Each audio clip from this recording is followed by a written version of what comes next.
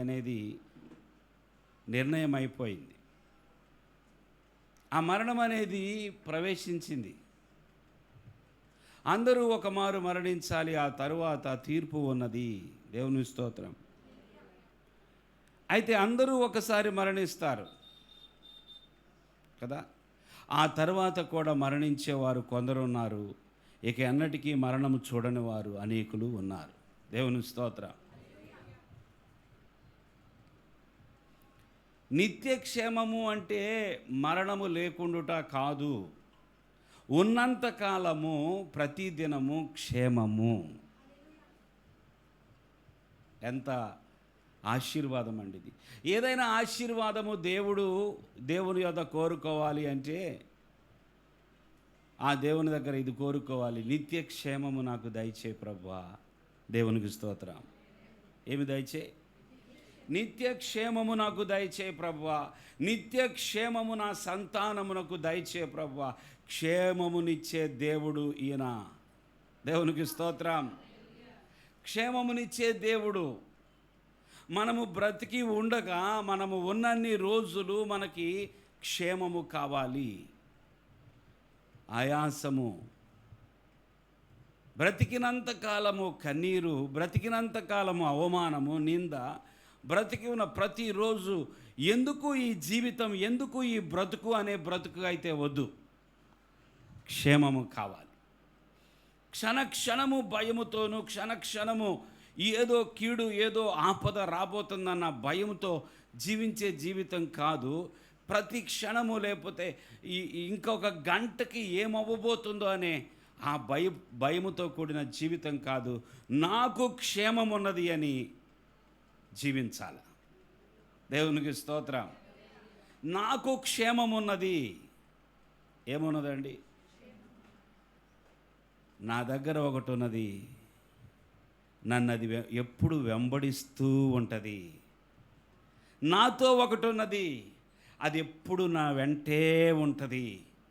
అదే క్షేమము. దేవుని స్తోత్రం. క్షేమము. ప్రియులారా, క్షేమమును దేవుణ్ణి అడగాలి. మన క్షేమం ఇచ్చేవాడు దేవుడే. నీ క్షేమము నీ చేతిలో లేదు. నువ్వు జాగ్రత్తగా ఉన్నంత మాత్రాన, అంటే జాగ్రత్తగా ఉండకూడదా? ఉండాలి. నువ్వు ఎంత జాగ్రత్తగా ఉన్నను నీ క్షేమము చెప్పాలి లేదు. నువ్వెన్నిసార్లు సబ్బు రుద్దినను, నువ్వెన్నిసార్లు శ్రేష్టమైన తిన్నను, నువ్వెన్నిసార్లు ఎన్ని జాగ్రత్తలు తీసుకున్నను, క్షేమం మాత్రం నీ చేతిలో లేదు. క్షేమము దేవుడి చేతిలో ఉన్నది. క్షేమాన్ని ఇవ్వాల్సింది దేవుడు. క్షేమాన్ని ఇవ్వాల్సింది, బ్రతికినంత కాలము క్షేమాన్ని ఇవ్వాల్సింది దేవుడే. ప్రభువా, నేను నా ఊపిరి ఉన్నంత వరకు ఆ నిత్య క్షేమము నాకు దయచే ప్రభువా. నా సంతానానికి దయచే ప్రభువా. ప్రార్థిస్తారా తల్లులారా, తండ్రులారా? వారికి వారి సంతానమునకును నిత్యమును క్షేమము కలుగునట్లు, వారికి వారి సంతానమునకును నిత్యము ఏమి కలగాలి? క్షేమము వారు నా యందు భయభక్తులు కలిగిన ఆజ్ఞలన్నిటిని అనుసరించు మనస్సు వారికి ఉండిన మేలు. క్షేమము కావాలి అని అందరూ కోరుకుంటారు. అయితే ఈ మనస్సు కావాలని అందరూ కోరుకుంటారు. క్షేమము కావాలి అని అందరం కోరుకుంటున్నాం.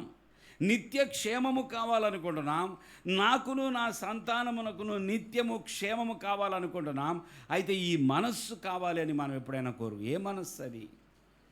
ఆయన యందు భయభక్తులు కలిగి ఆయన ఆజ్ఞలన్నిటినీ అనుసరించు మనస్సు. దేవునికి స్తోత్రం.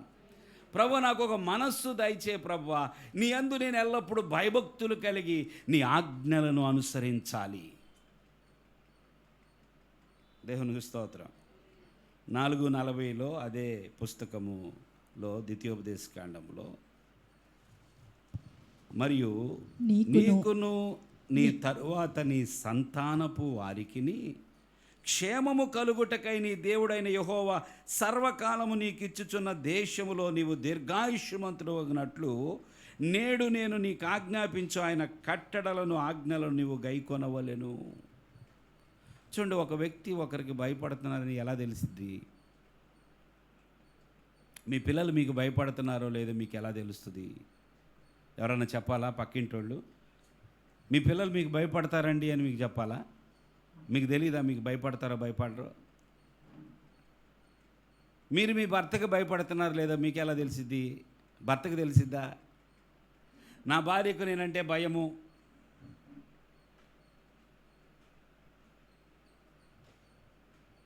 నా భర్తకి నేనంటే భయము ఎలా తెలుస్తుంది మీ పిల్లలు మీకు భయపడుతున్నారని? అందరు ఇక్కడే ఉన్నారా? ఉన్నామని చెప్పండి. ఉన్నాము అనండి. వింటున్నాము అనండి. దేవునికి స్తోత్రం. హల్లెలూయా. ఎలా తెలుస్తుందో తెలుసా? మీ మాట ప్రకారము చేస్తే అది పవిత్రమైన భయము, గౌరవముతో కూడిన భయం. గౌరవముతో కూడిన భయం. ఒక కమాండ్ వచ్చిందనుకోండి, పిల్లవాడు నిద్రపోతున్నాడు, తండ్రి వచ్చి రేయ్ టైం అయింది లే, కమాండ్, ఒక ఆజ్ఞ. ఏమంటున్నాడు తండ్రి? టైం అయింది లెగవాలి. అప్పుడు ఏమనాలి? పింకీ నువ్వైతే ఏమంటావు? నేను లేవను బా అంటదా? చిక్కి నువ్వేమంటావు? నేను లేవను అంటావా? అంటదంట. Very good. ఒక కమాండ్ వచ్చినప్పుడు సరే డాడీ, సరే మమ్మీ, ఓకే లెగుస్తాలే, కొంచెం టైం ఇవ్వండి నాకు కదా. కొంతమంది పిల్లలు భలే చక్కగా మాట్లాడతారు కదా, కొంచెం టైం మమ్మీ, ఇంకొక 5 నిమిషాలు, ఇంకో మేము లేవను, ఏం పదాకలు లేపుతావేంటి? ఈ మాటకి ఆ మాటకి. ఒక కమాండ్ వచ్చినప్పుడు, ఒక ఆజ్ఞ వచ్చినప్పుడు, ఆజ్ఞను వెంటనే శిరసావహిస్తుంటే అది గౌరవముతో కూడిన భయము ఆ బిడ్డలకు ఉన్నట్టు. తల్లి మాట అయినా తండ్రి మాట అయినా సరే ఒకరు వింటున్నారు అంటే దాని అర్థం ఏంటో తెలుసా? భయము కలిగి ఉన్నారు. భయం. అలాగే దేవుడు కూడా పెద్దగా మనకు అర్థం కాని భాష ఏం మాట్లాడతలా. నా యందు మీకు భయభక్తులు ఉన్నాయా? ఉంటే నా ఆజ్ఞ నెరవేరుస్తున్నారా అంటున్నాడు. దేవుని స్తోత్రం. నేను లెగవమన్నప్పుడు లెగుస్తున్నారా? నేను తినమన్నప్పుడు తింటున్నారా? నేను వద్దు అంటే వెళ్లకుండా ఆగిపోతున్నారా? అది చేయొద్దు, అది అటువైపు చూడొద్దు అంటే చూడకుండా ఆగిపోతున్నారా? ఇది తినవద్దు అంటే తినకుండా ఆగిపోతున్నారా? ఒకవేళ దేవుడు అలా మాట్లాడితే, దేవుని వాక్యం ప్రకారం, ఆజ్ఞల ప్రకారం, అవును ప్రభువా నేను ఈ పని ఎందుకు చేస్తున్నానంటే నీ మాటను బట్టే చేస్తున్నాను. దేవుని స్తోత్రం. అవునయ్యా నేను ఎందుకు మానుకున్నానంటే నీ మాటను బట్టే మానుకున్నాను. నీ మాటకి నేను గౌరవిస్తున్నాను ప్రభువా. నీ మాట అంటే నాకు అది వేదం, అది నీ మాట నాకు ముఖ్యం. నా జీవితానికి నీ యందు భయభక్తులు కలిగి ఉండాలనే మనస్సు నాకుంటే చాలు. దేవుని స్తోత్రం. ఒక వ్యక్తి యొక్క కుటుంబంలో నిత్య క్షేమము కలగాలి అంటే, దేవుని స్తోత్రం, వారు తల్లిదండ్రులైనా వారు వారి బిడ్డలైనా సరే ప్రతి ఒక్కరూ కూడా దేవుని యందు భయభక్తులు కలిగి ఉన్నట్లయితే నిత్య క్షేమము ఆ ఇంటికి ఉంటుంది.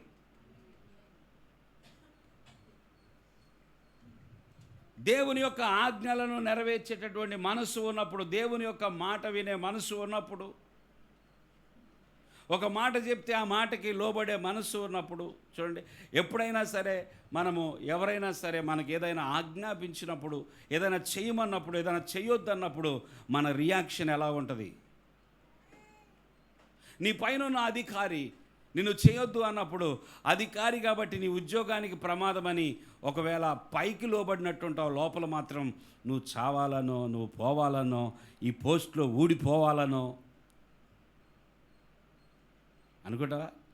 నువ్వు అధికారివి అయ్యా, నాకంటే యువర్ హయ్యర్.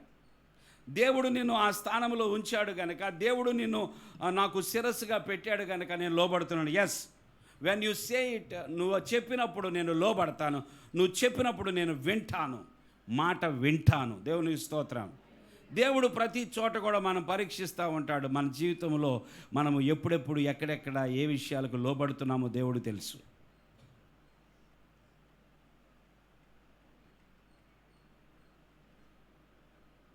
ప్రేమిస్తాడని తండ్రిని కాళ్ళతో కొడతా ఉంటే అది భయం కలిగి ఉన్నట్టేనా? తండ్రి ఎత్తుకుంటాడని, తండ్రి తానే తీసుకొని గుండెల మీద పెట్టుకుంటాడని ఇక కొడుకు సరదాగా అవసరమైనప్పుడంతా ఆ కాలుతో తండ్రిని కొడతా ఉంటే చూసిన వాళ్ళకి ఎలా ఉంటుంది? ప్రేమ ఉందని కాళ్ళతో కొట్టచ్చా తల్లిని తండ్రిని? కదా. ప్రతిదానికి ఒక క్రమం ఉంటుంది, ప్రతిదానికి ఒక లెక్క ఉంటుంది. ఇంటిలో కూడా యజమానుడు, తర్వాత తన భార్య, బిడ్డలు, ఒక క్రమం ఉంటుంది కదా. ఇల్లు ఎలా నడవాలో తెలుసా? ఇల్లు క్రమంగా ఉండాలా. ఇంట్లో ప్రతిదీ క్రమంగా ఉండాలా. ప్రతి ఒక్కరూ ఎవరి బాధ్యత వారు నిర్వర్తించాలి. దేవునికి స్తోత్రం. ఎప్పటి నుంచో ఆశ భార్యాభర్తల కాన్ఫరెన్స్ ఒకటి పెట్టాలని. భార్యాభర్త, ఇంకెవరు ఉండకూడదా ఆ రూమ్లో? భార్యాభర్త. ఎందుకో ఇది తీరట్లేదు. అంటే ముందు మేము సెట్ కాలేదేమో. భార్యాభర్తకి చెప్పాలి మీకని, భార్య ఎలా ఉండాలి, భర్త ఎలా ఉండాలి. అనేక సార్లు మన ఇగో, మన గర్వం బయటకు వస్తూ ఉంటుంది. ఒక కమాండ్ వచ్చినప్పుడు అది దేవుని యొద్ద నుండి అయినా, నీకంటే పైన ఉన్న వారి యొద్ద నుండి అయినా, ఒక కమాండ్ వచ్చినప్పుడు లోబడలేని స్థితి ఉన్నట్లయితే అది భయం కలిగినట్టు కాదు. భయం అంటే ఏదో ఇట్లా వణిగిపోవటం కాదు, భూతానికి దెయ్యానికి భయం. ఆ భయం దేవుడు కోరుకోవట్లా. దేవుని యొక్క భయం అది గౌరవంతో కూడిన భయం. అమ్మో, నా భర్త చెప్పాడు. 2 రోజుల క్రితం మన సహోదరులు గాంధీ గారి లోకాన్ని విడిచి వెళ్ళిపోయాడు. నిన్నటి దినాన ఆయన భూస్థాపన కార్యక్రమం జరిగింది. మీలో చాలామంది వచ్చారు, ఆ దుఃఖపడే ఇంటిని దర్శించారు, పరామర్శించారు. దేవుడు మిమ్మల్ని దీవించునుగాక. ఆ మనస్సు ఉండాలి. కుటుంబం ఇది ఆత్మీయమైన కుటుంబం. మీరు బంధువులైనా కాకపోయినా చర్చ్ గ్రూపులో ఒక మెసేజ్ పెట్టినప్పుడు పలానా వాళ్ళు ప్రభునందు నిద్రించారు, చనిపోయారంటే కనీస ధర్మం అంటే ఇంగిత జ్ఞానం ఉంటే ఏం చేస్తారు చెప్పండి? ఖచ్చితంగా ఆ ఇంటిని నవ్వే వాళ్ళ ఇంటికి కాదు, ఏడ్చే వాళ్ళ ఇంటికి వెళ్ళాలా. రేపొద్దు నువ్వు ఏడ్చే రోజున వాళ్ళు వస్తారు. దేవునికి స్తోత్రం. బైబిల్ ఏమని చెప్తుంది? దుఃఖపడు వారి ఇంటికి వెళ్ళమని చెప్పింది. నాకు తెలిసి మనిషి, నిజమైన మనిషి అయితే ఎన్ని కక్షలున్నా, ఎన్ని కోపాలున్నా, ఎన్ని తగాదులున్నా చనిపోయినప్పుడు మాత్రం వచ్చి కనపడతారు. అంతవరకు న్యాయమే. లోపల ఉన్నది కడుక్కుంటే మంచిది, అది వేరే విషయం. మొత్తానికి చనిపోతే మాత్రం లోపల ఎన్ని ఉన్నా కూడా వచ్చి మాత్రం పరామర్శిస్తారు కదా, చూసి వెళ్తారు. ప్రియులారా, దేవుడు మన జీవితంలో నిత్యము క్షేమం అనుగ్రహించాలనుకుంటున్నాడు. ఎందుకు గాంధీ గారి గురించి చెప్పాను తెలుసా? తన భార్య తన భర్త ఎడల కలిగి ఉన్న ప్రేమ మేము గత కొద్ది రోజులుగా గమనిస్తున్నాం. కొద్ది రోజులుగా, చాలా కాలం నుంచి వాళ్ళు ఇక్కడికి వచ్చిన దగ్గర నుంచి కూడా నాకెవరూ కనపడలేదండి ఇంతవరకు ఆ స్థాయిలో. భర్త అంటే అందరికీ ప్రేమే, భర్త అంటే అందరికీ గౌరవమే. కానీ ఆమె ఒక ప్రత్యేకమైనటువంటి వ్యక్తి. ఆమె లేదు కాబట్టి చెప్తున్నాను, దేవుని మహిమ కొరకు. దేవుని స్తోత్రం. తన భర్త ఎడల తనకున్న ప్రేమ, గౌరవాన్ని ఇంకొకళ్ళైతే చెడగొడతారు. ఎందుకమ్మా తల్లి ఆయన అంతగా ఎందుకు అంతే. ఆయన నా భర్త, ఆయనకు బలహీనతలు ఉండొచ్చు,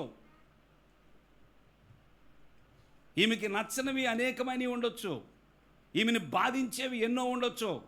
కానీ దేవుడిచ్చిన స్థానంగానే చూస్తున్నామే. దేవునికి స్తోత్రం. నాకు గుర్తొచ్చినప్పుడంతా చెప్తాను ఈ సాక్ష్యం. ఎందుకంటే నా హృదయాన్ని అత్తుకుంది అనేక విషయాలు, అనేక మాటలు, ఆ ప్రవర్తన చూసినప్పుడు తన భర్త ఎడల తనకున్నటువంటి ఆ గౌరవముతో కూడిన ఆ భయము. ఆయన కనుక గీత గీశాడంటే అక్క లేదు, అమ్మ నాన్న లేరు అనుకోండి సిస్టర్కి, అక్క లేదు, చెల్లి లేదు, ఎవరు చెప్పినా ఆమె గీత దాటదు. తన భర్త గీత అంతే. అంటే ఆయనకి ఇచ్చే రెస్పెక్ట్. ఆయన నా భర్త. ఆయన తాగుబోతే అయితే ఏంటి, తిరిగిపోతే అయితే ఏంటి, ఆయన కాదనుకోండి, చెప్తున్నా, ఉదాహరణకు చెప్తున్నా. ఆయన ఇంకొకడైతే ఇంకోటి, ఆయన నా భర్త. ఆ భర్త స్థానాన్ని, ఆమె భర్త స్థానాన్ని భర్తనే పెట్టుకుంది. దేవునికే మహిమ కలుగును గాక. దేవుని బిడ్డలారా, దేవుడు ఏం చూస్తున్నాడో తెలుసా? నా యందు భయభక్తులు కలిగిన వారు ఉంటే వారికి, వారి సంతానానికి నేను క్షేమము కలుగజేస్తాను.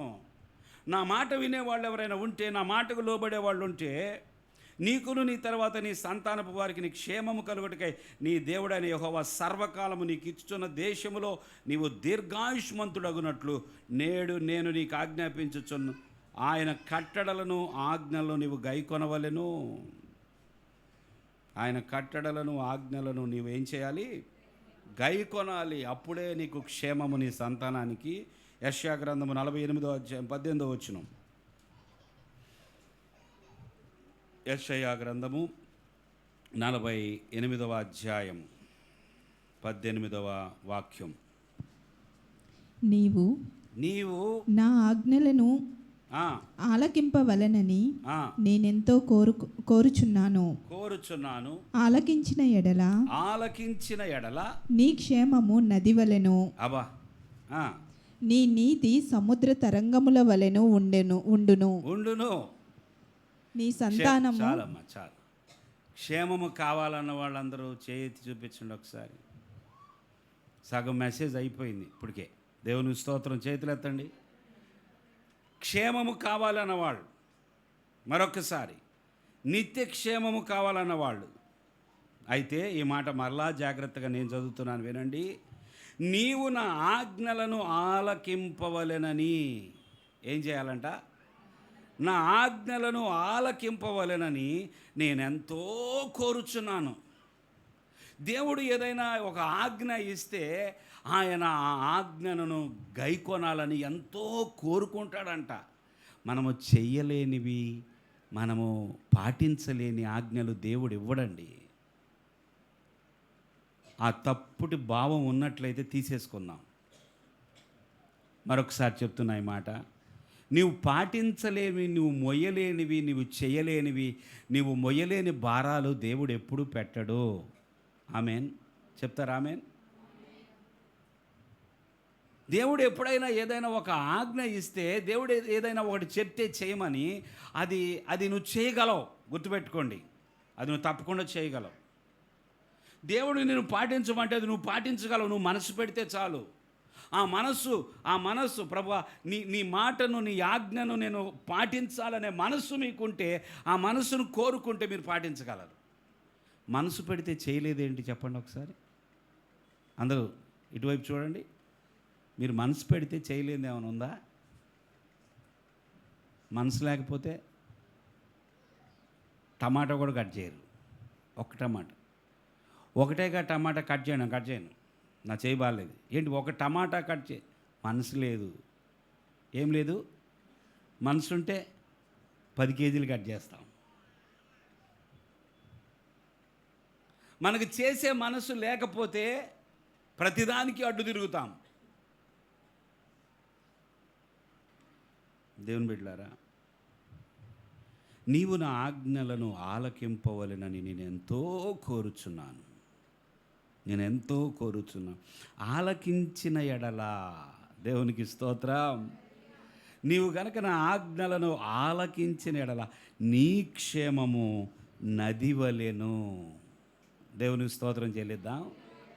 క్షేమము నది వలె. క్షేమము ఎలాగా? నది వలె. నది ఎలాగుంటుందో మన అందరికీ తెలుసు కదా. మన పట్టణానికి పెద్ద నది ఉన్నది. అసలు నదుల గురించి మనం తెలియని వాళ్ళం కాదు కదా. నీ క్షేమము నది వలెను. నదులు ఎప్పుడూ కూడా ప్రవహిస్తూ ఉంటాయి. దేవునికి స్తోత్రం. నీళ్లు ప్రవహిస్తూ వెళుతూ ఉంటే మీకు చూడాలనిపించదా? ఎవరైనా నీళ్లు ప్రవాహం అలా వెళుతూ ఉంటే మీకు అనిపిస్తుందా? అనిపించదు కదా. ఎంత బాగుంటుందో. నదులు ప్రవహిస్తూ ఉంటే ఆ నదిని అలాగే చూడాలనిపిస్తుంది. ఇంకొంతమంది ఏం చేస్తారు చెప్పండి? నదుల దగ్గరికి వెళ్ళి వాటిని చూస్తూ వాటిల్లో ₹1, ₹5, అదేంటో ₹1000 వేసిన వాళ్ళు ఎవరిని చూడాల నేను. అసలు ఫస్ట్ ఆఫ్ ఆల్ అసలు డబ్బులు ఎందుకు వేస్తున్నారు నదుల్లో? ఏమో వాళ్ళని అడుగుదాం.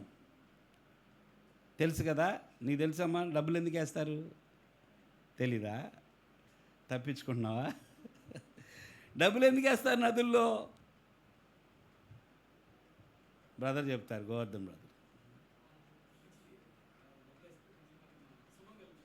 డబ్బులు వేస్తే, నదిలో డబ్బులు వేస్తే క్షేమం కలిగిద్ది. పాయింట్కి వచ్చాం. నదిలో డబ్బులు వేస్తే ఏముంటుంది వాళ్ళకి? క్షేమము, సుఖం. అదే మాట, సుఖం, క్షేమము. అందుకని ఆ ప్రవహించి ఆ నదుల దగ్గరికి వెళ్ళి అందరూ డబ్బులు వేస్తూ ఉంటారు. ట్రైన్లో నుంచి కూడా డబ్బులు ఇసురుతారు, గమనించారా? కానీ ఎప్పుడు చూసినా కూడా అందరూ ₹1, ₹2, ₹5, అంతేగాని ₹1000 వేసిన వాళ్ళని నేను చూడాల, 500 వేసేవాళ్ళని చూడాల, ₹100 వేసేవాళ్ళని చూడాల. అంటే వీళ్ళ క్షేమము ₹1తో సంపాదిద్దాం. వీళ్ళ క్షేమం ఒక ₹5 పడేసి నదికి, ఆ నది వల్ల వీళ్ళకి క్షేమం వస్తుందంట. మీరు కూడా వేసారు ఎవరన్నా? డబ్బులు వేసామని చెప్పండి, ఏం తప్పేం లేదు కదా. తెలియనప్పుడు ఎన్నో పనులు చేసాం, నేను చేయలేదా? వేసారా వేయలేదా డబ్బులు? అది తెలుసు నాకు, కొంతమంది తల ఊపుతారని. మీరు డబ్బులు వేసారు, క్షేమం కొనుక్కోవాలనుకుంటున్నారు. దేవుని బిడ్డలారా, క్షేమం అక్కడి నుంచి రాదు. నది వలె క్షేమము నిన్ను వెంబడించాలి. క్షేమము కొరకు నువ్వు డబ్బులు పెట్టాల్సిన అవసరం లేదు. అది నది వలె నీ వెనక వస్తుంది, అది ప్రవాహములాగా వస్తుంది, అది నిన్ను వెంబడిస్తుంది. నీ కుమారుడు ఏ దేశానికి వెళ్ళినా, నీ బిడ్డలు ఏ దేశానికి వెళ్ళినా, నువ్వు ఎక్కడికి వెళుతున్నా, నువ్వేం చేస్తున్నా, ఉద్యోగానికి వెళ్తున్నా, నువ్వు ఇంట్లో ఉన్నా, క్షేమము నది వలె నీ దగ్గరకు వస్తుంది. దేవునికి స్తోత్రం. క్షేమము నది వలె నీ దగ్గరకు వస్తుంది. ఎప్పుడో తెలుసా? దేవుని మాటలు ఆలకించినప్పుడు, ఆయన ఆజ్ఞలకు లోబడినప్పుడు. నువ్వు క్షేమం కొరకు ఏదేదో చేసేయాలనుకోకూడదు. చాలా చాలా పిచ్చి పనులండి. పిచ్చి పనులు అంటే వాళ్ళకి ఎవరో చెప్పారు, అది నిజం అనుకున్నారు, చేస్తున్నారు అంతే. ఏది చేసినా కూడా దాని వెనక అర్థం తెలియకుండా అనేక మంది చేస్తా ఉన్నారు. క్షేమము కొరకు ఏదో చేస్తే క్షేమం వస్తుందా? క్షేమం ఇచ్చేది దేవుడు,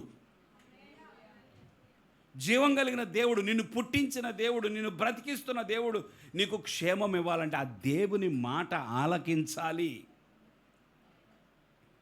ఆ దేవుని మాట ఆలకించాలి ప్రియులారా, దేవునికి లోబడాలి. అక్కడ ఏమన్నదో తెలుసా? నీ క్షేమము నది వలెను, నీ నీతి సముద్ర తరంగముల వలెను ఉండును. నీవు నా ఆజ్ఞలను ఆలకిస్తే క్షేమమేమో నది వలె ఉంటుంది, నీ నీతేమో సముద్ర తరంగాలు ఎలాగుంటాయి అది కూడా మన అందరికీ బాగా తెలుసు. సముద్ర తరంగాలను చూస్తుంటే ఎంత ఆనందంగా ఉంటుందో, ఎంత ఆహ్లాదంగా ఉంటుందో. కొన్నిసార్లు బాగా అలసిపోయిన వాళ్ళు, కొన్నిసార్లు బాగా విసుగ్గా ఉన్నవాళ్ళు, విందాం జాగ్రత్తగా, కొన్నిసార్లు విసుగ్గా ఉన్నవాళ్ళు, అలసిపోయిన వాళ్ళు, అనేకమైన పనులు బట్టి విసిగిపోయిన వాళ్ళు, లేకపోతే సరైన నెమ్మది లేని వాళ్ళు సముద్ర తీరం దగ్గరికి వెళ్ళి అలా కూర్చుంటారు. ఎందుకో తెలుసా? ఆ సముద్ర తరంగాలను చూస్తూ ఉంటారు. కాసేపు మనసంతా నెమ్మది అయిపోద్ది. దేవుని స్తోత్రం. ఆ తరంగాలు అలా పైకి లేచి అలా కిందకు పడి, అలా పైకి లేచి అలా కిందకు పడుతుంటే ఆ సముద్ర తరంగాలను చూసి వీరి యొక్క మనస్సు కుదుట పడుతుంది. అందుకే సముద్రపు ఒడ్డుకి వెళ్ళి చాలామంది సాయంకాల వేళ అలా సముద్ర ఒడ్డున కూర్చొని వచ్చేది. అందుకే నీ నీతి ఎలాగుంటుందో తెలుసా? దేవునికి స్తోత్రం. ఒక వ్యక్తి సముద్ర తరంగాల దగ్గరికి వెళ్తే ఎంత నెమ్మదిగా ఉంటాడో, నీ నీతి కూడా అనేకులకు నెమ్మదిని కలిగిస్తది. హల్లెలూయా! ఇదంతా కూడా ఎలా జరగబోతుందో తెలుసా? క్షేమమునిచ్చే దేవుడు ఆయన మాట విని లోబడినప్పుడు మాత్రమే. దేవునికి స్తోత్రం. దేవుడు క్షేమాన్ని ఇవ్వాలి. గుర్తుపెట్టుకోండి. ఆయన తప్ప మనకు క్షేమాన్నిచ్చేది మరొకరు ఎవరు లేరు. మన క్షేమము ఆయన చేతిలో ఉన్నది. మన క్షేమం ఎవరి చేతిలో ఉన్నది? ఆయన చేతిలో ఉన్నది. దేవుని చేతిలో ఉన్న క్షేమాన్ని పొందుకోవడానికి ప్రయత్నం చేద్దాం. దేవా, నీవిచ్చే క్షేమము నాకు కావాలి ప్రభువా అని కోరుకుందాం. ప్రభు, నా క్షేమము నాకును నా సంతానమునకును క్షేమము దయచే ప్రభువా. ఒకరోజు ఏమైందో తెలుసా? దావీదు జీవితంలో చాలా ఉన్నతమైన వ్యక్తిత్వము, చాలా దేవునికి ఇష్టమైన మనస్సు, చాలా తగ్గింపు మనసు, దీనత్వం కలిగిన మనస్సు, దేవుణ్ణి ఆరాధించే మనస్సు కలిగిన వాడు దావీదు. దావీదు ఎప్పుడూ కూడా తనను తాను హెచ్చించుకునే మనస్తత్వము తన జీవితంలో లేదు. ప్రియులారా, తాను ఏదైనా సరే దేవుని మహిమ కొరకే చేస్తాడు. తాను చేయాలనుకున్నది, అంటే తన జీవితంలో అస్సలు తప్పులు లేవని కాదు. తను చేసిన అనేక విషయాల్లో అతడు దేవుణ్ణి ఘనపరచాలని, దేవుణ్ణి హెచ్చించాలని, దేవుని మహిమపరచాలని కోరుకునే హృదయం దావీద్ది. చిన్న వయసులోనే పెద్ద పోరాటం. దేవుని స్తోత్రం. చిన్నవాళ్ళకి పెద్ద పరీక్ష పెడితే ఎలా ఉంటుందో ఆలోచించండి. ఇప్పుడు 10వ తరగతి చదువుతున్న వాళ్ళని తీసుకెళ్ళి ఐఐటీ ఎగ్జామ్ రాయమంటే ఎలాగుంటుందో కదా! కాబట్టి ఈ చిన్న వయసులోనే అతడు నిజంగా ఊహించనంత ఒక పెద్ద వ్యక్తితో పోరాడాల్సొచ్చింది. ఎవరు కోరుకుంటారు? ఎవరైనా కోరుకుంటారా?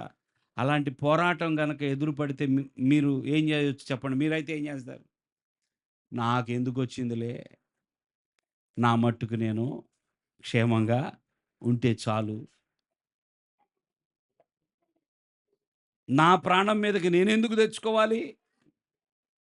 ఆ రాజు పోరాడతాడో, పోరాడడో, ఆ రాజు ఏం చేస్తాడో నాకనవసరం. చచ్చిపోతే చచ్చిపోని, వాడొచ్చి చంపేయని నాకెందుకు అనుకోలేదు. దావీదు చిన్నవాడైనను, అక్కడ అనేకమంది పెద్దలు ఉన్నను, రాజు ఉన్నను, సైన్యం ఉన్నను, ఇతడు అసలు సైన్యంలో లేని వ్యక్తి అయినా కూడా అలా ఆలోచించట్లా. చూడండి, యుద్ధం ఎవరు చేస్తారు? ఎవరు చేయాలి వాస్తవానికి? సైన్యములో ఉన్నవారు చేయాలా? సైన్యంలో లేనివారు చేయాలా? యుద్ధం సైన్యంలో ఉన్నవారు చేయాలి గదా! మరి ఈయన సైనికుడా ఈయన? గొర్రెలు కాసుకునేవాడు. గొర్రెలు కాసుకునేవాడికి యుద్ధం చేయాలనే మనసు ఎందుకొచ్చింది? తన దేవుని దూషిస్తుంటే, తన ప్రజలను తక్కువ చేసి మాట్లాడుతుంటే భరించలేకపోయాడతడు. వెళ్ళాడు, గొల్యాతుతో పోరాడాడు. దేవునికి స్తోత్రం. చిన్నవానికి పెద్ద పోరాటం. అబ్బా! ఆ కష్టం ఏదో నాకొస్తే బాగుండేదే, నేనైతే భరించేవాడిని. ఈ కష్టం ఈళ్ళకొచ్చిందేంటి అని అనుకుంటాం కదా కొన్నిసార్లు. కదా! మనకు బాగా ఇష్టమైనోళ్ళకి ఏదైనా రోగం వచ్చి బాధపడుతున్నారనుకోండి. ఆ రోగం ఏదో నాకొస్తే బాగుండేది, ఈ చిన్న బిడ్డ పోరాడుతున్నాడు అనుకుంటాం కదా! దావీదు పోరాడి గెలిచాడు. దేవునికి స్తోత్రం చెల్లిద్దాం. దావీదు పోరాడి గెలిచిన తర్వాత ప్రజలందరూ కూడా దావీదును పొగడకుండా ఉండలేకపోయారు. ఎలా ఉంటారు? ఏదైనా సాధించినప్పుడు, అందులో ఒక చిన్నవాడు పెద్ద పని చేసినప్పుడు ఎవరు పొగడకుండా ఉంటారు? అరే, ఈడింత చిన్నవాడు, వీడికి ఇంత జ్ఞానం ఎక్కడి నుంచి వచ్చింది? ఇంత బలం ఎక్కడొచ్చింది? కదా! దేవునికి స్తోత్రం.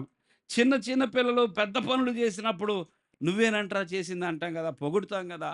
దావీదును అందరూ పొగుడుతూ ఉండగా సౌలుకి అసూయ, దురాత్మ దూరింది. ఇప్పుడు దాకేమో గుడారంలో నుండి బయటికి రాలేదు. ఇప్పుడు దాకా వాడొచ్చి ఎప్పుడు మీద పడతాడో అని భయపడ్డాడు. ఇప్పుడు దాకేమో ఏంట్రా బాబు, మనకి ఇలాంటి పరిస్థితి వచ్చింది, నేను ఇప్పుడు రాజునయ్యుండి నేను కూడా పోరాడలేను కదా గొలియాతుతో, ఏంటి ఇలాంటి పరిస్థితి వచ్చింది అని ఏమీ అర్థం కాకుండా లోపల దిగులు పడుచు ఉన్న వ్యక్తి ఈ దావీదు వెళ్ళి జయించి వచ్చిన తర్వాత మిగతా వాళ్ళందరికంటే నిజంగా చెప్పాలంటే రాజుగారే ఎక్కువ పొగడాలి, కిరీటం పెట్టాలి. అవునా? పెట్టాడా?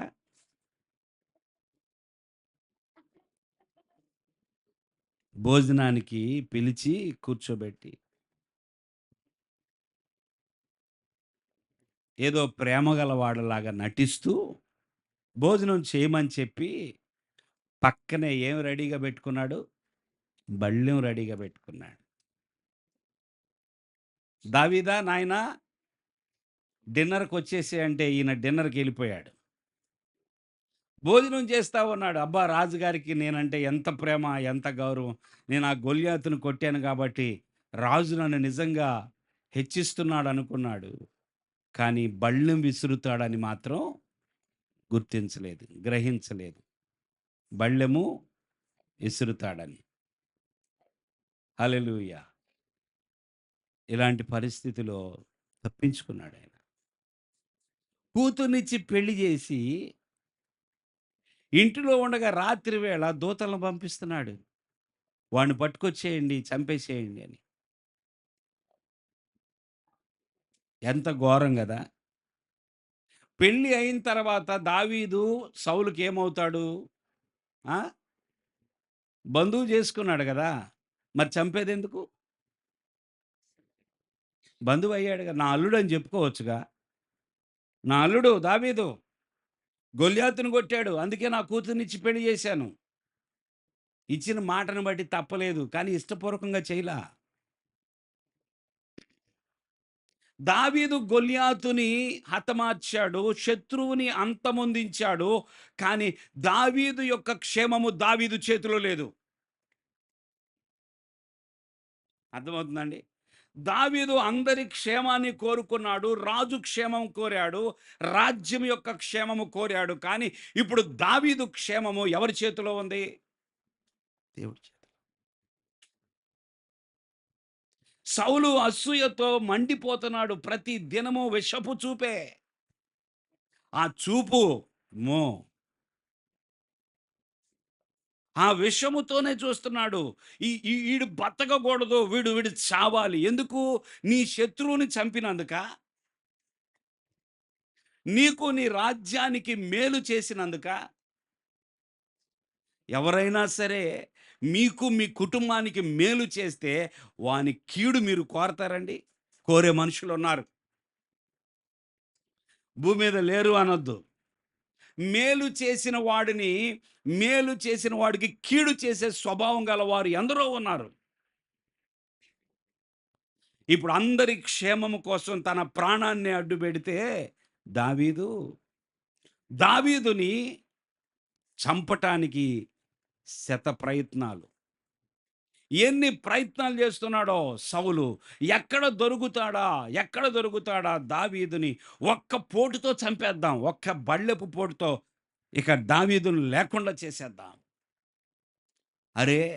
దేవుణ్ణి ఘనపరిచే వ్యక్తి, దేవుని యొక్క ఆజ్ఞలకు లోబడే వ్యక్తి, దేవుని నామానికి మహిమ తీసుకొచ్చే వ్యక్తి, నీ క్షేమాన్ని కోరే వ్యక్తి దావీదైతే, దావీదు మీద ఎందుకు అంటే అసూయ, అసూయ. నేను చేయలేనిది వాడు చేశాడు. నేను చేయలేనిది చేశాడు. ప్రజలందరూ కూడా నాకంటే ఎక్కువగా ఎవరిని పొగుడుతున్నారు? దావీదుని మీ మీ మీ ఎదురుగా మీ ఎదురుగా మీకిష్టం లేని వారిని ఎవరైనా పొగిడితే మీ మొఖం చూడాల. కదా! మీ ప్రక్కనే మీ ప్రక్కనే ఉంటారు వాళ్ళు. మీకిష్టం లేదు. ఆ ప్రక్కన వాళ్ళని గనక పొగిడితే ఒకవేళ పాస్టర్ గారే గనక, అబ్బబ్బా! సిస్టర్ అసలు ఎంత మంచి సిస్టర్ అంటే, ఏదో ఒక విషయాన్ని బట్టి పాస్టర్ గారు ఒక సిస్టర్‌ని ఆ పక్కనే కూర్చుంటది ఇంకొకామె. మంటలు. చెప్పండి అందరూ ఏంటయి? చెప్పాలండి. ఏంటయి? మంటలు. పొగ మాత్రం బయటికి రాదు. లోపల లోపలే ఉంటది. అసూయ, మత్సరము, తట్టుకోలేని స్థితి. నన్ను కాకుండా నా పక్కన వాళ్ళని పొగుడుతున్నారే, నన్ను కాకుండా వీళ్ళని బాగా గనపరుస్తున్నారే, నన్ను నన్ను నా పేరు చెప్పట్లేదే, నన్ను చూపించటం లేదే, నా గురించి మాట్లాడట్లేదే, దురాత్మ ప్రవేశిస్తుంది. ఎవరైతే నేను అంటారో ఆయనలోకి వచ్చేసిద్ది. చెప్పండి, నేను అనండి. ఆ, వచ్చేసిద్ది అది. నేను ఎప్పుడైతే ఐ నేను నేను నేను నేను కనపడాలా, నా గురించి అందరూ మాట్లాడుకోవాలా, నన్నే అందరూ పొగడాలా, పాస్టర్ గారు నా గురించే చెప్పాలా, మేమే నేనే అనే వాళ్ళలో దురాత్మ ప్రవేశిస్తుంది. సౌలులో అదే ప్రవేశించింది. అందుకే నిష్కారణంగా నిరపరాధి అయినటువంటి నిరపరాధి రక్తం చిందించడానికి అతడు ప్రయత్నం చేస్తున్నాడు. అతనికి తెలియకుండానే అతనిలో ఫోర్స్ వచ్చేస్తుంది. అతడు ఆగలేకపోతున్నాడు. చంపాలి చంపాలి చంపాలి చంపాలి, దావీదును చంపాలి అంతే. కానీ సౌలుకు ఒక విషయం అర్థం కాల, క్షేమం అనేది ఒకరి చేతిలో ఉంది. హల్లెలూయా! చప్పట్లు కొడదాం దేవునికి. ఎవరి చేతిలో ఉందండి క్షేమం? దేవుని చేతిలో ఉన్నది. అది తెలుసుకోలేకపోయాడు అతడు. క్షేమం అనేది దేవుని చేతిలో ఉన్నది. నేను ఎంతగా ప్రయత్నం చేసినా నా ప్రయత్నాలన్నీ వేస్టు. ఆయన క్షేమము నది వలె ఇతని వెనక ప్రవహిస్తుంది. దేవునికి స్తోత్రం. క్షేమము నీ వెంటబడతది.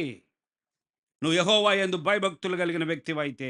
23వ కీర్తనలో అందుకే దావీదు రాస్తాడు కదా, కృపాక్షేమములు. దేవునికి స్తోత్రం. ఏమొస్తాయి? నా వెనకాల ఏమొస్తాయి? నా వెనక ఎవరున్నారో తెలుసా? అలా చెప్పుకోవాలి మనం. నా వెనకున్నది ఎవరో తెలుసా? కృపాక్షేమము. పాడండి, పల్లవి పాడండి.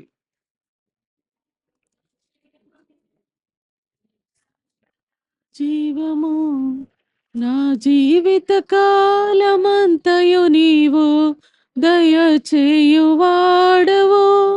కృపాక్షేమము నీ శాశ్వత జీవము.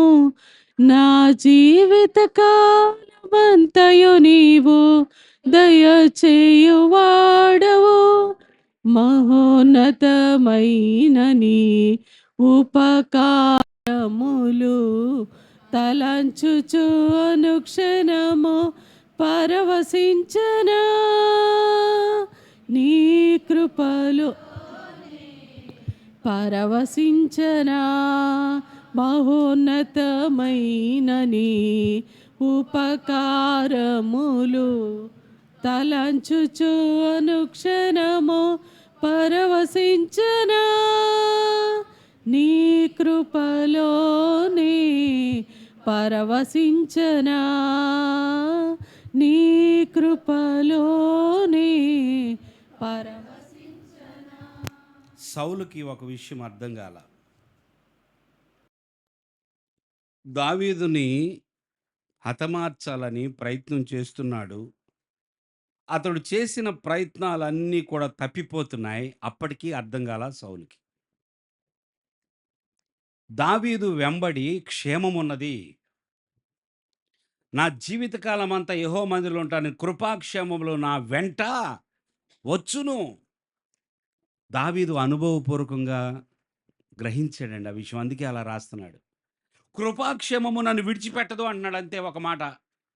నేను బ్రతికినంత కాలము, నేను ఉన్నంత కాలము, నా ఊపిరి ఆగేంత వరకు కృపాక్షేమము నా వెంపడ వస్తుంది అంతే. నన్ను వెంబడిస్తుంది. కాబట్టి ఇలాంటి నిశ్చయత మనందరికీ కావాలి. దేవుని స్తోత్రం. నువ్వు బయటికి వెళ్తున్నా, నువ్వు ట్రైన్ ఎక్కుతున్నా, బస్సు ఎక్కుతున్నా, బండి మీద వెళ్తున్నా, ఫ్లైట్ ఎక్కుతున్నా, క్షేమము నా వెంబడి వస్తుంది. నువ్వు అడగక్కర్లా. నువ్వు దేవుని బిడ్డవైతే, ఆయన ఎందుకు భయభక్తులు కలిగిన వ్యక్తివైతే, ఆయన ఆజ్ఞలను గైకొనే వ్యక్తివైతే నీ వెనక క్షేమం వస్తుంది. ప్రతిసారి భయపడక్కర్లా. అమ్మో క్షేమంగా ఉంటానా లేదా, ఇప్పుడు క్షేమంగా వెళ్తాను, భయపడక్కర్లా. క్షేమం నీ వెంబడ వస్తుంది అంతే. వాటిని దేవుడు వరంగా ఇచ్చేశాడు. దేవునికి స్తోత్రం. నువ్వు ఎక్కడికి వెళ్తున్నా, పగలు వెళ్తున్నా, రాత్రి వెళ్తున్నా, క్షేమము నీ వెంబడి ఉంటుంది.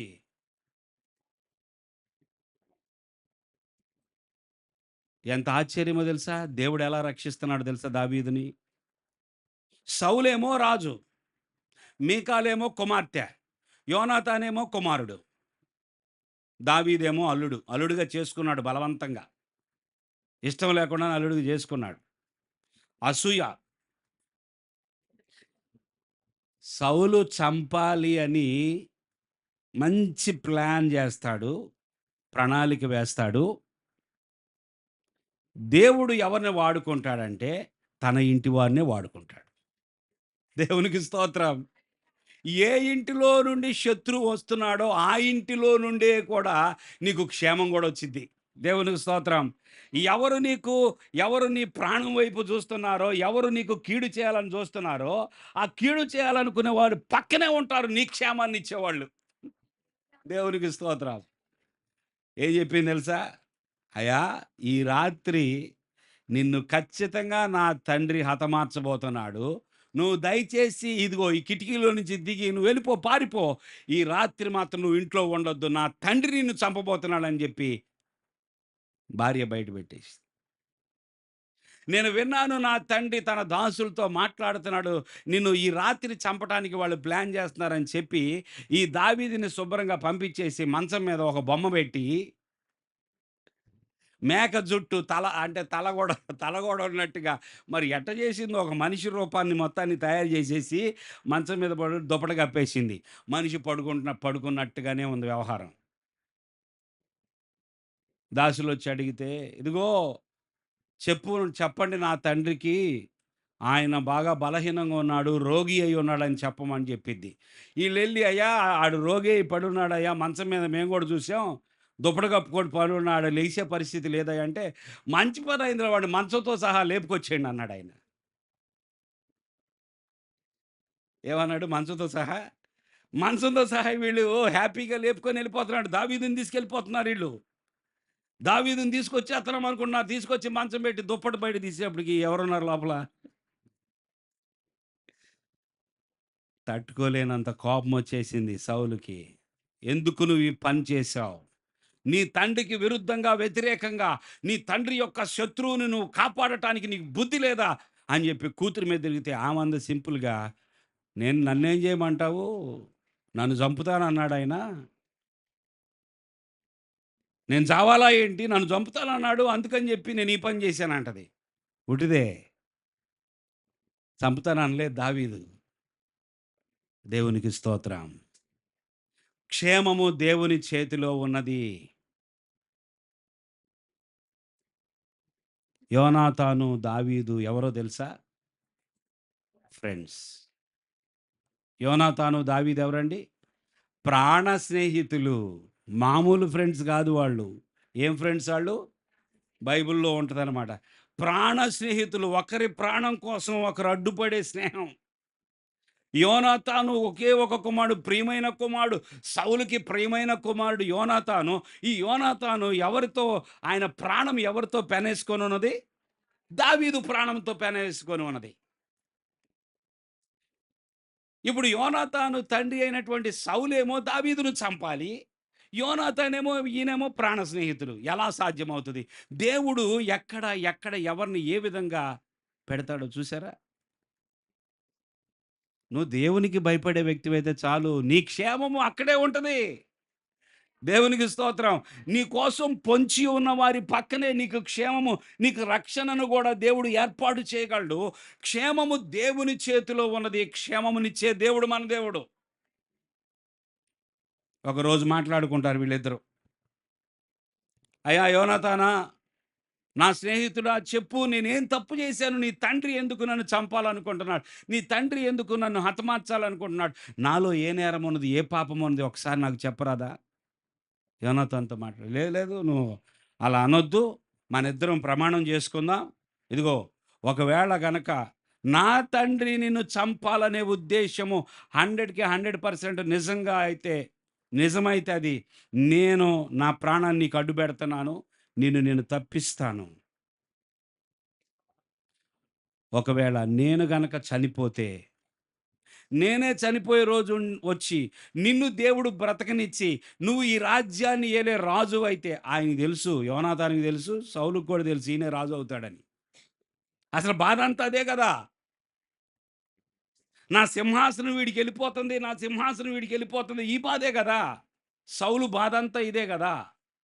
అందుకని యోనాతాన్ అంటాడు కదా, ఒకవేళ నేను చనిపోతే నువ్వు రాజువైన తర్వాత నువ్వు బ్రతికి ఉండగా దయచేసి నా సంతానాన్ని కొంచెము జ్ఞాపకం చేసుకో.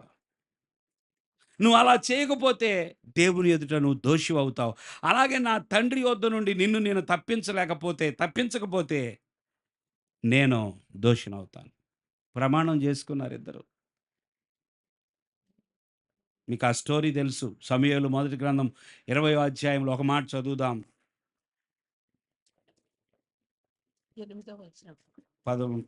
10వ వచనం నుండి చూడండి కొన్ని మాటలు. దావీదు నీ తండ్రి నన్ను గూర్చి నీతో కఠినముగా మాటలాడిన ఎడల దాన్ని నాకు తెలియజేయు వారెవరిని యోనాతాను అడిగెను. అందుకు యోనాతాను, పొలములోనికి వెళ్ళుదము రమ్మనగా ఇద్దరు పొలములోనికి పోయిరి. అప్పుడు యోనాతాను, ఇశ్రాయేలీయులకు దేవుడైన యెహోవా సాక్షి, రేపైనను ఎల్లుండి అయినను ఈ వేళప్పుడు నా తండ్రిని శోధింతును. అప్పుడు దావీదునకు క్షేమమవునని నేను తెలుసుకొనిన ఎడల నేను ఆ వర్తమానము నీకు పంపకపోవుదునా? ఆ వర్తమానం నీకు పంపకపోదునా? అయితే నా తండ్రి నీకు కీడు చేయనుద్దేశించుచున్నాడని నేను తెలుసుకొనిన ఎడల దాని నీకు తెలియజేసి నీవు క్షేమముగా వెళ్ళునట్లు నిన్ను పంపి వేయని ఎడల యెహోవా నాకు గొప్ప అపాయము కలుగజేయుగాక. చూసారా, ఇంకా అక్కడ చాలా బాగుంటుంది ఆ స్టోరీ. మీరు కిందకి చదువుకుంటూ వెళ్తే చాలా విషయాలు ఉన్నాయి. నాకు దేవుడు గొప్ప కీడు కలుగుజేయును గాక. నీ క్షేమము గురించి నేను ఆలోచించకపోతే, నీ క్షేమము గురించి నీకు సమాచారం చెప్పకపోతే ఆ దేవుడు నన్నే చంపేయును గాక. ఇది చూసారండి, మన క్షేమము ఎలా వస్తుంది తెలుసా? నది వలె ప్రవహిస్తుంది. దేవుని స్తోత్రం. నువ్వు దేవునికి లోబడే వ్యక్తివైతే, దేవుని యందు భయభక్తులు కలిగిన వ్యక్తివైతే, నీవు నీ క్షేమము గురించి, అయ్యో శత్రువులు పెరిగిపోయారు, నన్ను ఏదో చేయబోతున్నా, నాకేదో కీడు జరగబోతుంది, నువ్వు దేవునికి లోబడే వ్యక్తివైతే నది వలె క్షేమము నిన్ను వెంబడిస్తుంది. ఆ కీడు నాకు రావాలి, నిన్ను నీ క్షేమం చూడకపోతే అంటున్నాడు యోనాతాన్. చివరికి అలాగే జరిగింది. వాళ్ళు మాట్లాడుకున్న ప్రకారమే అన్నీ చేశారు. యోనాతానికి అర్థమైపోయింది తన తండ్రి దావీదు మీద చాలా చాలా చాలా కోపంగా ఉన్నాడని తెలిసిపోయింది. ఎలాగైనా దావీదుని చంపేటట్టున్నాడు నా తండ్రి అని తెలిసిపోయింది. దావీదుని మెల్లగా అక్కడి నుంచి తప్పించేశాడు. దావీదు పారిపోయాడు. ఆ తర్వాత అడవిలోకి వెళ్తే వదిలిపెట్టాడా సౌలు? అడవిలో కూడా వెతకటం మొదలుపెట్టాడు. ఒకే ఒక వ్యక్తి కోసము ఈ రాజు పడని ప్రయాస, అసలు ఆయన పడ్డ ప్రయాస చూస్తే అబ్బో దేవుడా, ఎందుకు ఈయన కీడు చేస్తాడా? కాదు, మంచివాడు. ఒక మంచివాడిని చంపడానికి, ఒక నీతిమంతుణ్ణి చంపడానికి, నీ క్షేమము కోరే వ్యక్తిని చంపడానికి సౌలు ఎంత ప్రయాసపడ్డాడో. కానీ దేవుడు అంతకంతకు దావీదును వర్ధిల్ల చేస్తూ ఉన్నాడు. చెప్పండి, మీ క్షేమము ఎక్కడున్నది? నా క్షేమము, మీ క్షేమము ఎవరి చేతిలో ఉన్నదో ఎరగకుండా ఏదో మనం జాగ్రత్త చేసేసుకుందాం, మనం అంతా చాలా జాగ్రత్తగా ఉందాం, చాలా జాగ్రత్తగా మనం జీవిద్దాము అని చెప్పి మనం ఏదేదో అనుకుంటాం. కానీ దేవుని వైపు మనం చూడకోకుండా, దేవుని మాటను ఆలకించకుండా క్షేమం కావాలంటే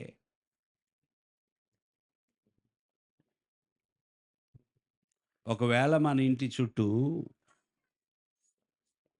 ఎలక్ట్రిక్ ఫెన్సింగ్ పెట్టుకున్నా, ఏం ఫెన్సింగ్ అండి? పెద్ద బంగళా కట్టి చుట్టూ ఎలక్ట్రిక్ ఫెన్సింగ్, ఎవరైనా టచ్ చేస్తే ఏమైంది? షాక్ కొట్టి పడిపోతారు. ఇంక మీ ఇంట్లోకి ఎవరు రాలేరిక. అలాంటిది పెట్టుకున్న నీ క్షేమము నీ చేతిలో లేదనేది గుర్తుపెట్టుకో. పెద్ద డాబర్‌మ్యాన్ కుక్కల్ని, ఆల్సేషన్ డాగుల్ని ఒక 2, 3 పెట్టుకున్నా, నీ క్షేమం నీ చేతిలో లేదు. నువ్వు పెద్ద సెక్యూరిటీని పెట్టుకున్నా, నీ క్షేమం నీ చేతిలో లేదు. మన దేశ ప్రధాని, గొప్ప వ్యక్తి ఇందిరాగాంధీ. ఎలా చనిపోయిందో గుర్తుందా మీకు? ఎవరు కాల్చేశారు? సెక్యూరిటీ. ఎవరు? భలే విచిత్రం. ఎవరైతే సెక్యూరిటీగా ఉండాలో, ఎవరైతే భద్రత కల్పించాలో, ఈ ఆమె భద్రతను చూసుకునే వ్యక్తి, ఆమె భద్రతను కోరే వ్యక్తే కాల్చి చంపేసాడు.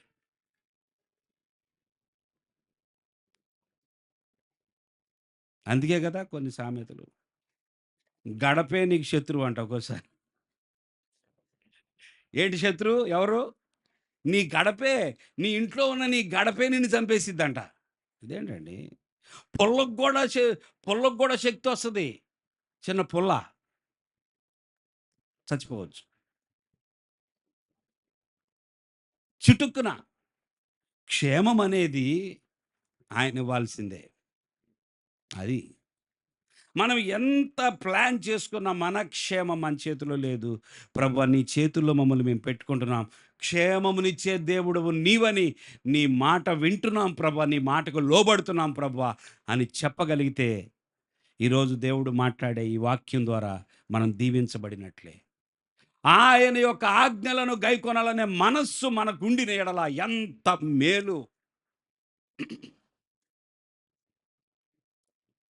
మనుషుల మాటలు ఆకాశాన్ని అంటుతూ ఉంటాయి. ఎంత విర్రవీగి మాట్లాడతారో తెలుసా?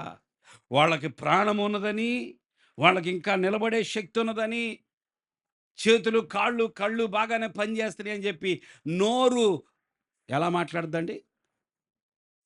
మాట్లాడతారు. ఏం లేదు.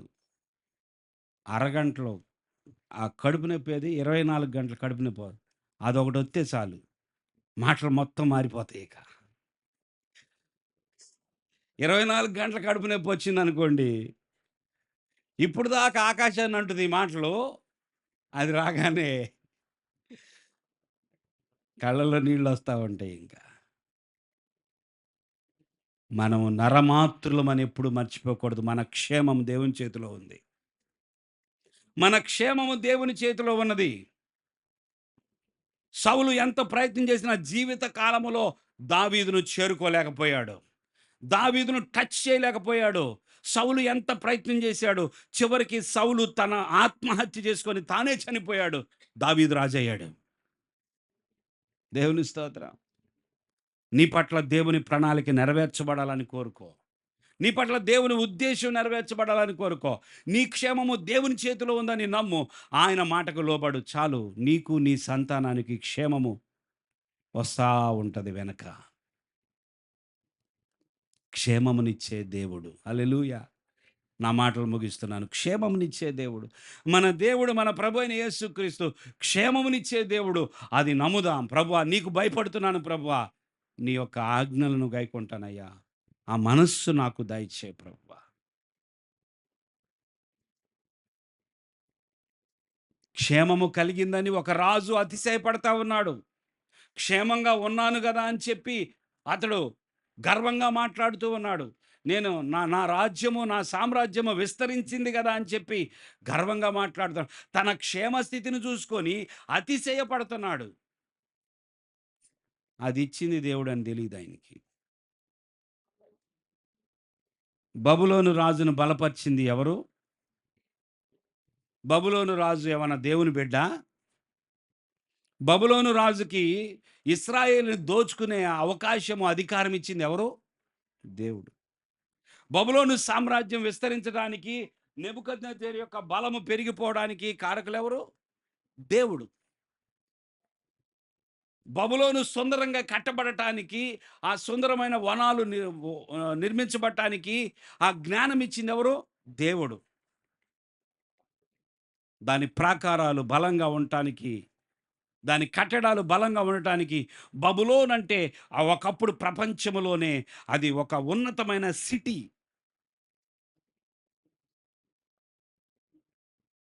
కదండి. బబులోన్. ఇరాక్‌లో బయట ఇరాక్ దేశంలో ఈశాన్యం వైపు ఆ ప్రాంతం ఉంది.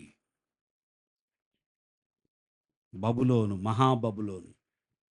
ఆ పట్టణాన్ని చూసుకొని, ఆ వైభవం చూసుకొని, ఆ బలము, ఆరోగ్యం చూసుకొని, ఆ సేవకులను చూసుకొని, ఆ దేశంలో ఆయనకున్న ఆ ఇల్లు చూసుకొని ఏం చేశాడంటండి నెబుకద్నెజరు?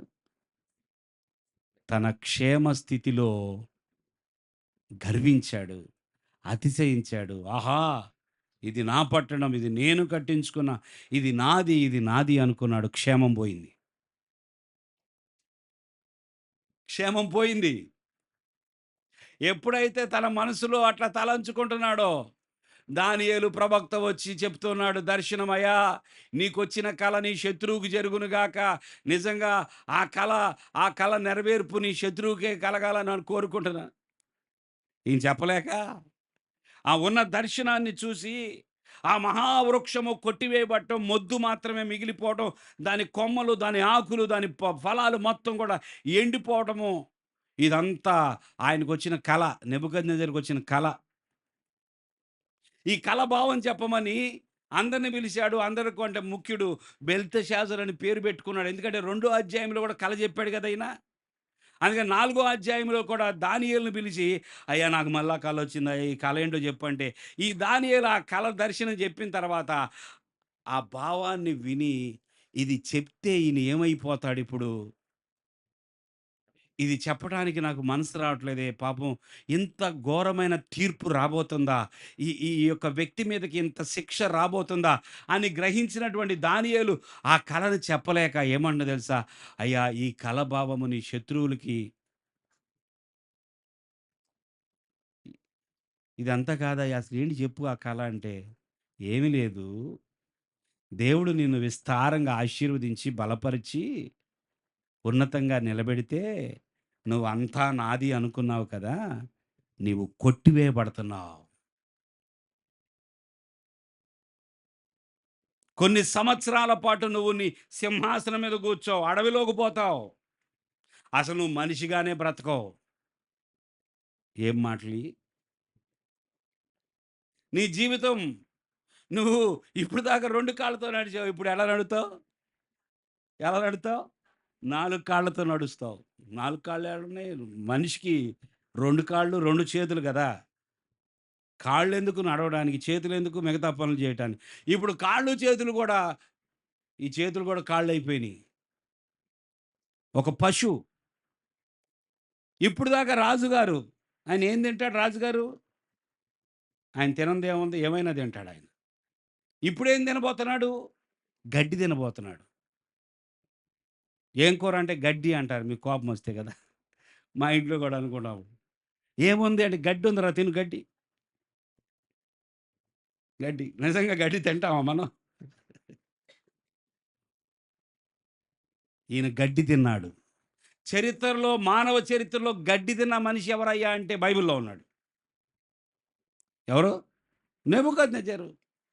ఏంటి మనుషులు గడ్డి గూడా తింటారంటే గడ్డే తిన్నాడాయన. పశువులాగా బతికాడాయన.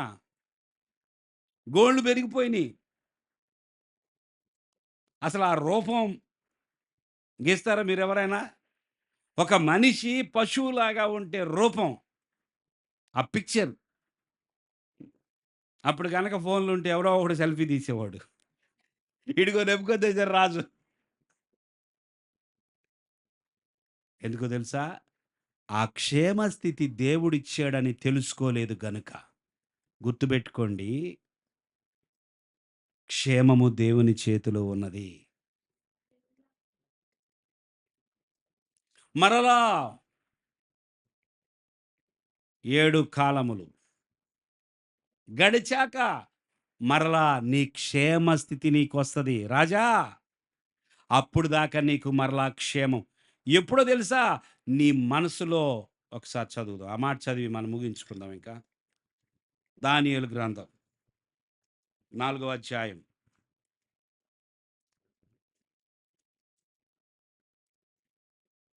ఎక్కడి నుంచి చదువుతారు? 27 నుంచి చూడండమ్మా. 20. రాజా, రాజా నా యోచన ఆ, నీ దృష్టికి అంగీకారమగునుగాక. అంగీకారమగునుగాక. ఒకవేళ ఉమ్. నీవు నీ పాపములు మాని ఒకవేళ నీవు నీ పాపములు మాని నీతి న్యాయములననుసరించి ఆ, నీవు బాధపెట్టిన వారియందు కరుణ చూపిన ఎడల ఉమ్, నీకున్న క్షేమము ఆ, నీకిక మీదట నుండునని దానియేలు ప్రత్యుత్తరం ఇచ్చాడు. ప్రత్యుత్తరమిచ్చెను. ఆగండి ఆగండి. ఈ ఈ మాట తర్వాత 12 నెలలు గడిచినాయి. జాగ్రత్తగా వినండి. తర్వాత మీరు చదువుకోండి. ఇప్పుడు దర్శన భావం చెప్తున్నాడు దానియేలు. ఎవరికి చెప్తున్నాడు చెప్పాలండి? నెబుకద్నెజర్ చెప్తున్నాడు. రాజుగారికి చెప్తున్నాడు. దర్శనం వచ్చింది. రాజుగారి దర్శనం ఏంటో రాజుగారికి అర్థం కాలేదు. దాని భావం చెప్తున్నాడు. దాని భావం చెప్తూ ముందుగానే చెప్తున్నాడు. హింట్ ఇస్తున్నాడు. వెంటనే ఈయన పశువు అయిపోలేదు. గమనించాలి. మీరు తర్వాత 4వ అధ్యాయం చదువుకోండి. దర్శనం రాగానే, దర్శన భావం చెప్పగానే ఈయన వెంటనే ఇక 4 కాళ్ళతో నడిచినట్టుగా నడవటము, ఆ అడవిలోకి వెళ్ళిపోవటం అది కాదు.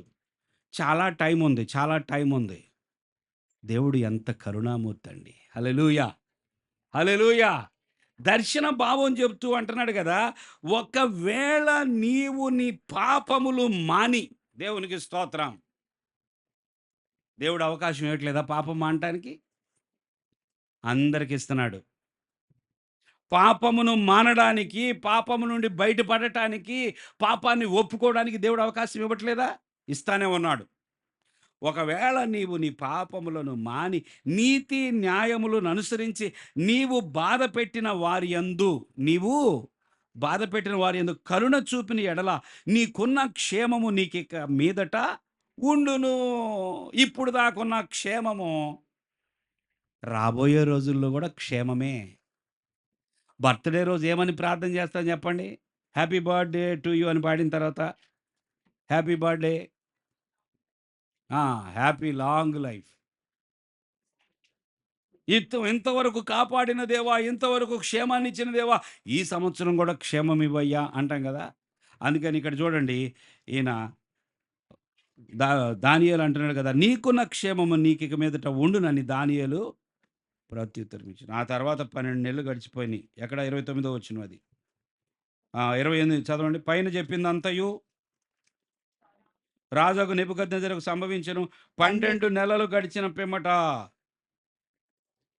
అతడు తన రాజధాని బబులోను నగరమందు సంచరించుచు దర్శనం వచ్చింది, భావం చెప్పేశారు. చెప్పిన తర్వాత నగరంలో అప్పుడు మళ్ళీ గర్విస్తున్నాడు. ఆల్రెడీ దేవుడు ముందుగానే దర్శనాన్ని ఇచ్చాడు, భావాన్ని చెప్పించాడు. 12 నెలల తర్వాత ఈయన కూర్చొని అలాగ ఆలోచిస్తున్నాడు. పోయాడు. అదే జరిగింది. అదే జరిగిద్దని 28వ వచనం చెప్తుంది. ప్రియులారా, దేవుడు క్షేమాన్ని ఇచ్చే దేవుడు. దేవునికి స్తోత్రం. దేవుడు ఏమిచ్చే దేవుడు? క్షేమాన్ని ఇచ్చే దేవుడు. ఆ దేవునికి భయపడదాం, దీనులుగా ఉందాం, తగ్గించుకుందాం.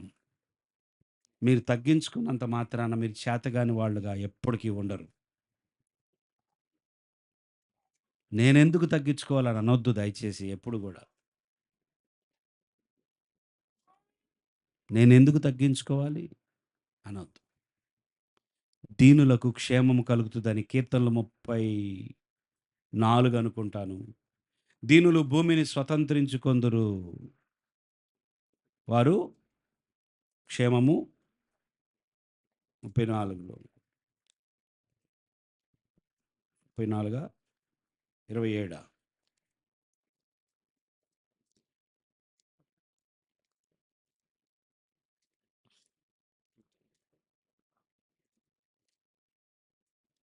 హల్లెలూయా, స్తోత్రం నాయనా.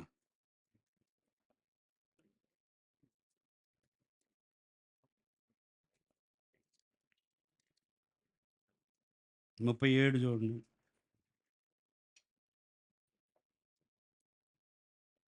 11వ వచనం. దీనులు దీనులు భూమిని స్వతంత్రించుకొందురు. ఏం చేస్తారు? దీనులు భూమిని స్వతంత్రించుకొందురు. బహుక్షేమము కలిగి సుఖించెదరు. అబ్బా, క్షేమం మాత్రమే కాదంటండి. ఏ క్షేమం చెప్పాలి? అందరూ ముగించేస్తున్నాను చెప్పాలి. కావాలా వద్దా? ఏం కావాలి మనకి? క్షేమం మాత్రమే కాదు, బహుక్షేమము కలిగి జీవించాలి. మనం ఎంతకాలం ఉంటామో తెలీదు కానీ, ఉన్నంత కాలం ఏముండాలి మనకి? బహుక్షేమము, బహుక్షేమం. ఎవరికది? దీనులకు. అతిశయపడితే నీ దేవునిని బట్టి అతిశయపడు. అతిశయపడితే నీ రక్షణను బట్టి అతిశయపడు.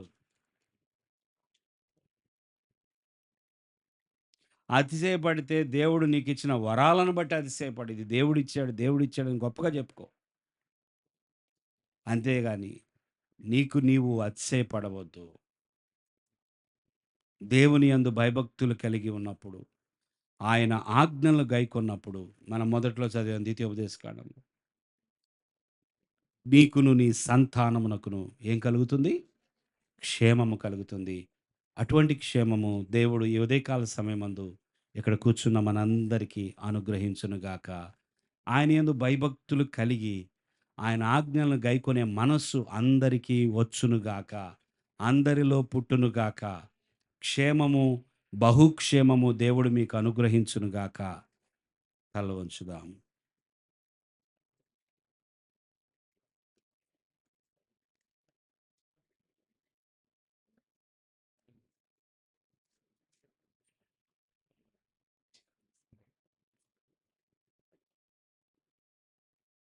ఈ ఉదయకాలమందు ప్రభువా, నాకు క్షేమము కావాలయ్యా. లోకమంతా అల్లకల్లోలంగా ఉన్నదయ్యా. ఒకవేళ పరిస్థితులన్నీ నీ చుట్టూ నీకేర్పడ్డ పరిస్థితులు కూడా ఎంతో గందరగోళంగా ఉన్నాయేమో. ఏమీ అర్థం కావట్లేదు ప్రభువా.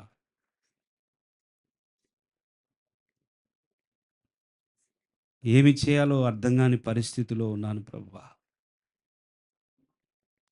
నాకు క్షేమము కరువైపోయింది నాయనా.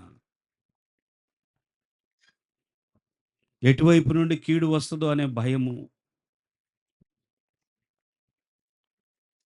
ఎటువైపు నుండి ఆపద పొంచి ఉన్నదో, ఎటువైపు నుండి ఆపద కలుగుతుందో అనే భయము, ఇలాంటి భయం నన్ను వెంబడిస్తుందయ్యా.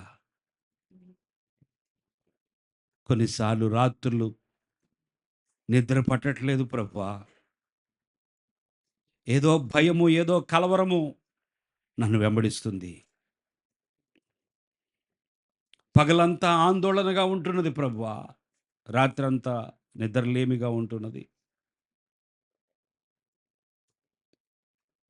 ప్రభువా, నేను నమ్ముచున్నాను తండ్రి.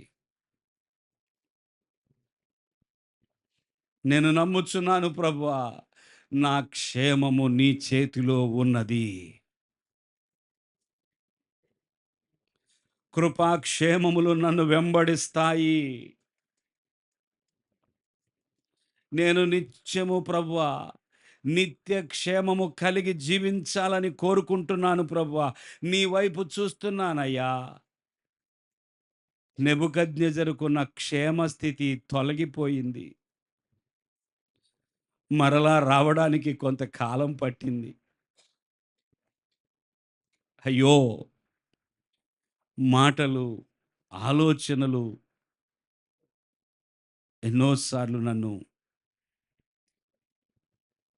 ప్రభువా నీ నుండి తప్పిస్తున్నాయేమో. నా మాటలు కొద్దిగా ఉండుటకు సహాయం చేయండి. నాకు ఆలోచనలు ఉన్నతమైనవి పుట్టించండి.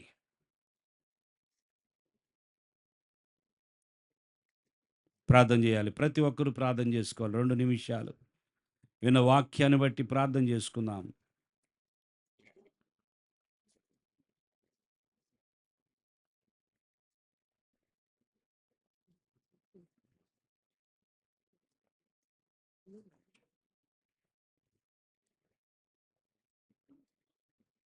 యేసయ్యా సహాయం చేయండి.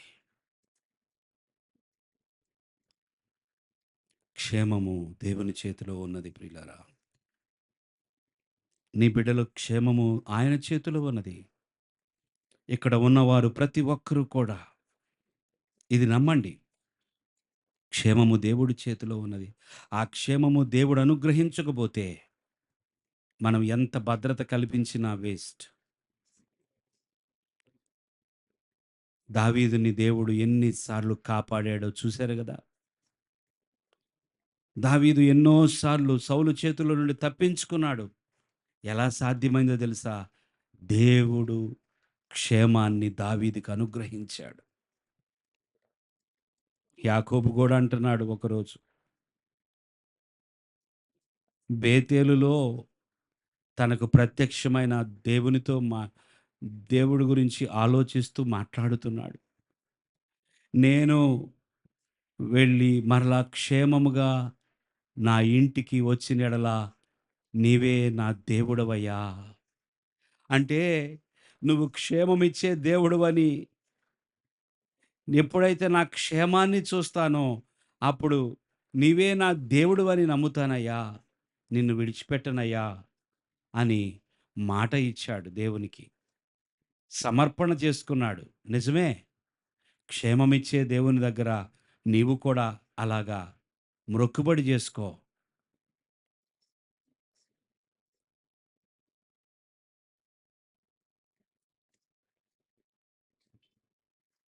క్షేమము, క్షేమమునిచ్చే దేవుడు. బహుక్షేమము కలిగి ఈ అంత్య దినాల్లో క్షేమము కలిగి కుటుంబములు నడిపించబడాలని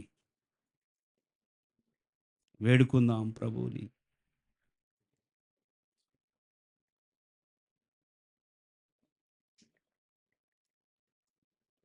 యేసయ్యా మీకు వందనాలు తండ్రి.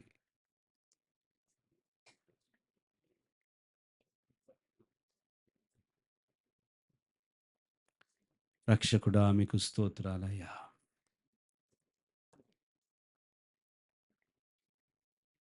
నదిలో డబ్బులు వేస్తే క్షేమము, సుఖము వస్తదనుకుంటున్నావా?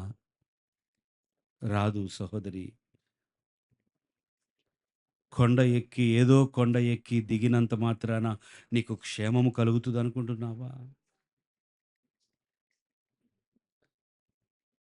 నువ్వేదో చేయటాన్ని బట్టి క్షేమం కలగదు. నువ్వు నమ్మడాన్ని బట్టి, లోబడటాన్ని బట్టి క్షేమం కలుగుతుంది.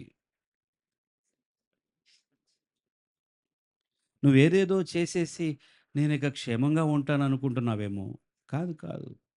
నువ్వు క్షేమాన్నిచ్చే దేవుడిని నమ్మాలి. నమ్ము. దేవుడా! నీ యందు నమ్మకముంచి ఉన్నాను ప్రభు అని చెప్పు. క్షేమమునిచ్చే దేవుడవు నీవయ్యా. నాకును నా సంతానమునకును క్షేమమునిచ్చే దేవుడవు నీవని ఆ దేవునితో మాట్లాడు. పుణ్యకార్యాలు చేయాలి. కొందరికి ఆహారం పెట్టాలి పెట్టగలిగినప్పుడు. యోగ్యులకు సహాయం చేయాలి. ఆహారం పెట్టాలి, వస్త్రాలివ్వాలి. ఎంత మంచిదే. కానీ క్షేమం మాత్రం దేవుడి చేతిలో ఉన్నది. నువ్వేదో క్షేమాన్ని సంపాదిస్తున్నాను, కొనేసుకుంటున్నాను అనుకుంటున్నావేమో. క్షేమాన్ని ఎవరు కొనలేరు. క్షేమం అనేది దేవుడు ఇవ్వాలి.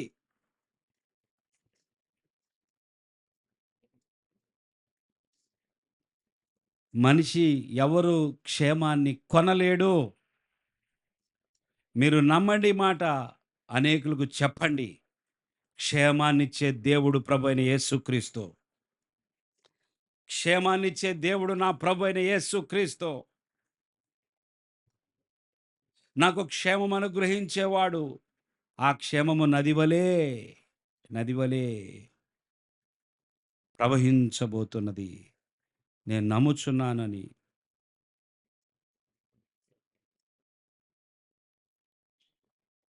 ఎవరి ఎదుటైనా చెప్పండి. సిగ్గుపడకుండా చెప్పండి. మీ స్నేహితుల దగ్గర చెప్పండి. మీ ఇరుగు పొరుగు వారి దగ్గర చెప్పండి. నేను క్షేమమునిచ్చే దేవుణ్ణి నమ్ముచున్నాను. ఆయనకు లోబడతాను.